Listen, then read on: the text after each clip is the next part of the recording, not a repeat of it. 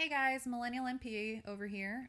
I wanted to do a video on how to really get in depth with your contract, really understand what you are seeing with your contract. So, I have decided to pull out one of my old contracts and I'm going to break it down as best as I can for you guys, and kind of just brush over some of the finer details of how recruiters kind of set up your contract so that you know what you are making and so that you kind of have a better idea of what's going on. And so a lot of travel nurses have shared information with me and, vice versa. And one thing I have noticed about contracts is how often they change a lot of the I would say they're, to me they're like units. And so it says here, like, for example, days per hour or per week, or I'll see per 2 weeks or per month or per whatever. And so that can kind of throw you off because then you got to start really doing some hard mathing and saying, okay, well, first it's how many days in the week. Okay, then I divide that by the month and I do this, and then by the day, and is it by hours? And so that can really get complicated for the not so math savvy people, and that makes it kind of hard and frustrating. So I have a tool that I've been using because I'll be honest, I'm not the greatest at math, but I also want to make sure that I'm meeting the requirements of my state, or making sure I don't get audited by the IRS, which is very realistic. You don't hear a lot about that, but it does happen. And you don't want to get audited by the IRS. That is not where you want to be. Okay. So making sure that your contracts are safe. I have seen some pretty scary contracts before from other nurses, and I have wondered, like, okay, why would you sign that? So I'm going to go over this, and then I'm also going to show you this tool that I have custom made for me to go over how this contract's going to get broken down. So I'm going to kind of do a two-in-one here, so I can quickly cover with you guys how these contracts are broken down, and so that when it comes to a new contract, you know what you're looking for, and then you'll also know how to say, hey, I'm not comfortable. I don't think I'm getting paid correctly. We're going to have to adjust the contract, okay? I'll also cover a few little minor details, which if you guys have questions about, maybe more in depth, you can email me. And so I've put my email in the spreadsheet for you guys too, so if you see that. And also I'm going to put a link at the bottom of this video so that you guys can email me or message me or reach out. Okay, so here we go. My contract, 4/11/2018 to 6/8/2018. That's an 8-week contract. In this contract, I happen to be extending, but an extension and a brand new contract are pretty much the same thing. So this applies. And this tool can get really specific, which is so great about it. So I'm going to cover that part with you. So I did include an approved time off. That is time that you are not working.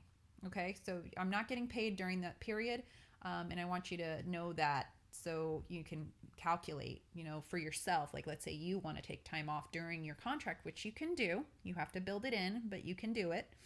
And just know that you're not going to be making money that week. So make sure you have some reserves. So my area of work, I'm a registered nurse. Area of description, I worked in an ambulatory surgery center. That's what ASC stands for, and then PACU. Now, my surgery center was also it is attached to a main hospital. So they also started kind of blending in hospital rules and things. And so I got very, very specific in this extension. And I said, I'm not doing, weekends for the hospital, and I'm not floating. So that's just something I had built in because that wasn't what I had agreed to on my initial terms. And like I said, you can do that. You can make sure that you can specify what you're willing to do and what you're not willing to do. Of course, this is always going to be contingent on the limitations of who and where you're working for. So always make sure that you're also not doing some overtly, like, I don't want to work any Fridays and I don't want to work, just making it really obvious that you're not playing ball. Okay. Pay period is weekly. My taxable pay rate, here we go. This is the beginning of the most important stuff you need to know about. That $20.13 per hour, That is what you are getting paid per hour, mind you, taxed. Right there. It is taxable pay. So this is where we as travel nurses divide from staff nurses. A staff nurse is going to make more money per hour, typically, but they're also going to be subject to benefits and other things that the hospital is offering them. In our case, as travel nurses, we are taking a lower taxable rate so that we can make our money in a non-taxable pay, which is our housing, stipends, and our meals and incidentals, as well as like an extension bonus in my case, or in I don't know, miscellaneous things, or an allowance. Some contracts I've seen give nurses allowances. So that's where we divide on that part in the difference of what our titles are when we're traveling. So this portion, like I mentioned, is non-taxable. So I'm going to look over here and I'm going to start plugging. Well, I've done it already just to kind of save us some time, but I'm plugging in the information. So up here, we said how our duration of our contract was 8 weeks. Okay, so from here, 4/11 to 6/8, 8 weeks. Our expected hours to work, those are 40-hour work days. Okay, so 40 hours. The base pay that I talked about, this is the taxable part, so the $20.13. Our housing stipends, our food stipend, those go in here, and those are on a weekly basis. Okay, I can change it though. Like, let's say they decided to pay me on a monthly basis or something, or a daily basis. I can change that, so that's kind of cool. General allowance, if I had one, I'd put it in, but I don't. And my one-time travel reimbursement / extension bonus / whatever you want to call it. This is taxable though. Okay, so, well, no, I take that back. This is a stipend. It's not taxable. Just kidding. So this number though is paid out to you in a lump sum, but in reality, it is still divided across your 8-week contract. Okay, so don't forget that. And it'll show up later in this tool that I'm going to show you. So the next thing I wanted to mention before I move onto my tool is the overtime pay. Okay, overtime.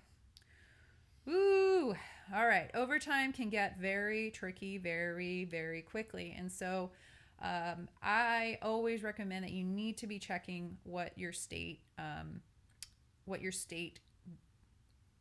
rate per hour is when it comes time to doing overtime. And so your recruiter is always going to know what that amount is. So you can always reach out to your recruiter.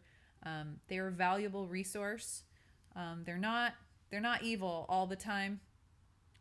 I mean, I've heard of some interesting ones, but most of the time you're going to establish a relationship with your recruiter. Make sure they're a good recruiter, because these are the people who you're depending on. Okay, because when you're out in the middle of the tundra of Alaska for some reason and they canceled your contract, guess who you're calling?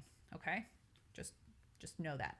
All right, and holiday pay, here we go. So $61 an hour, and your overtime pay, sorry, I forgot to mention that, $61 an hour. Okay, read these clauses. Overtime will be paid anytime the contractor works more than 40 pre-approved hours in one work week. Okay, what that means is that your manager on your unit approved the time for you to stay over. It's not like you snuck it in. Don't try that. You can get into some problems that way. Okay, if you were to do that, and let's say that a hospital or whatever, your manager caught you, in a sense, they can cancel you on those terms. They can say, we did not approve that time off. You should be signing something if you're going to be receiving overtime pay approved by your manager. You sign something. You can take a picture of it with your phone. Something has to be acknowledged that you are getting pre-approved time. Okay, so don't mess around. That is a clause that can come back to bite you, and they can cancel your contract if they really think you suck or something. I know that sounds terrible, but yeah, don't forget, do not mess around with contracts. All right, holiday pay, like I mentioned, $61, and then here's a charge additional per hour. So I charge like once for this contract, so I I put it in there just as an example, but I'll dive more into that. So I've already auto-filled this in. And then like I mentioned, these units, this can change. So be mindful of how they word it in your contract and make sure you're entering it correctly. Okay. So from the top to the bottom, this is all of the stuff that's delineating my contract. So it's been entered in. I have formulas that are ready for this. And here is where I'd put that charge nurse pay. Now, it's not going to make sense to you on this spreadsheet, but it does cross over into the next spreadsheet, and I'll point it out to you.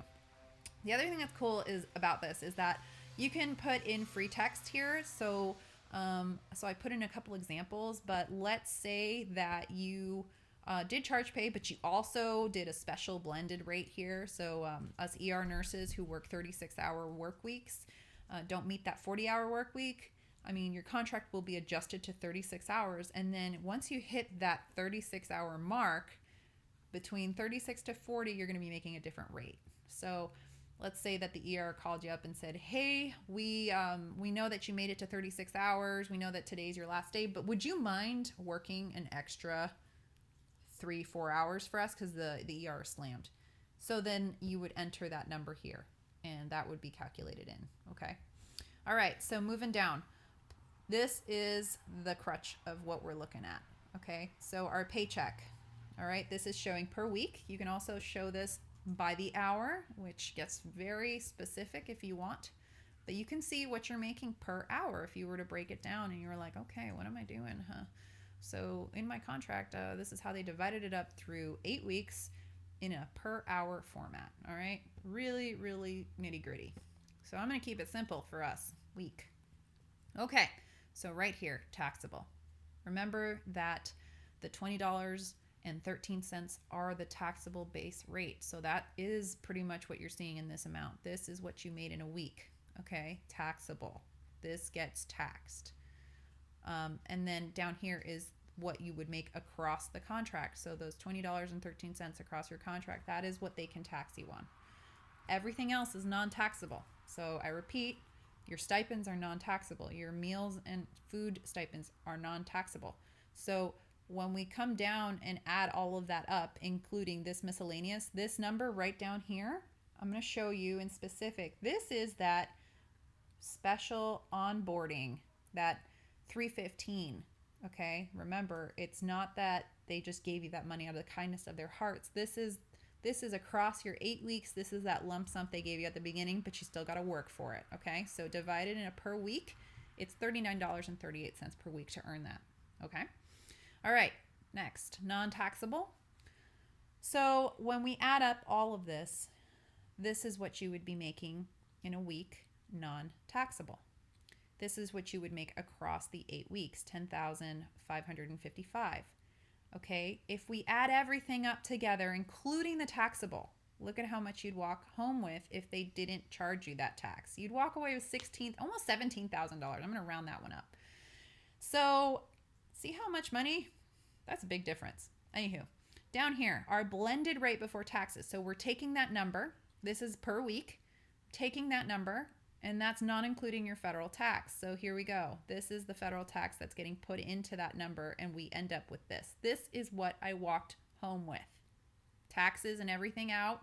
That is what my paycheck per week looked like. Not too bad. All right. I'm going to move to the specifics now. So this is the weekly performance spreadsheet. And what this is showing is for nurses who are per diem, for example, I work plenty of per diem. It is really nice. You get a nice paycheck and you don't have to worry about benefits. That is if you don't need the benefits. So this can get very specific, which is what a lot of us like to know when we're clocking in and out at the end of the day and we have to put in our hours. So here is the weekly performance of this spreadsheet. So here we go. 40 hours gets put in here. Now let's say I worked overtime. So our overtime rate, remember, was $61 an hour. So let's say I worked, 4 of those. And then holiday, if I want. I didn't work a holiday. It hasn't been, I guess we are close to Labor Day. We just passed that, but I'm not going to say I worked that just for the sake of simplicity and keeping this video shorter. But total hours worked were 44 hours. Now, let's say I did a charge nurse shift for, I don't know, I did a whole charge nurse shift, so that's 12 or 10 hours in this case because I was working 410. So there, that's that amount. That's how many hours I worked as charge nurse. So that's an added $5 an hour, which we saw here. So that gets in there. And that comes around and shows up here. So I did the 10 hours. Okay, so now I break this down into my paycheck. We can do by hours or we can do by weeks. For the sake of simplicity, we're going to stay on weeks. The taxable amount, so remember, our $20.13. That's the base pay. Taxable pay, $805.20. The overtime is $244. And the shift differential pay, which is the charge nurse amount, is put in here. Okay, $50. Okay.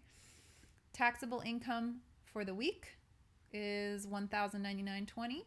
Taxable across the contract is $8,073. So imagine if you did this every single week, that's what you are looking at. So this applies and makes more sense down here. So the total non-taxable income across your contract, if you kept doing this over and over and over again, would be $10,555.